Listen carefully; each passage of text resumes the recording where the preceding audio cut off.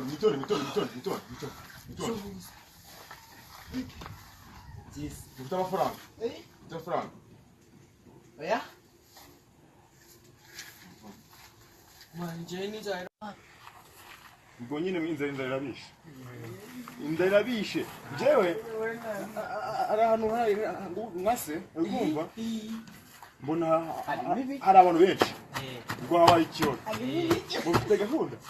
Gahunda irahari. Akomanda umuntu ushaka amafaranga. Amafaranga si bwo nanga. Urashaka ngahe?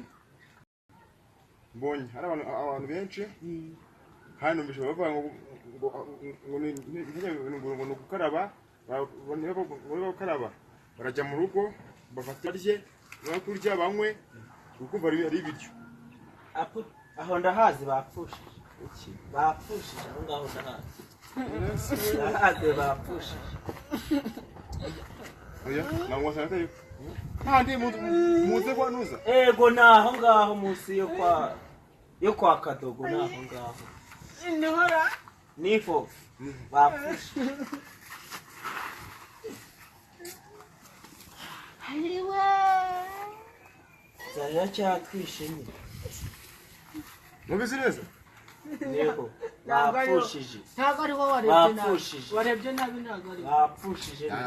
Nabeshye. Ntago Nuvuze ko gukaraba bakarya bakananywa.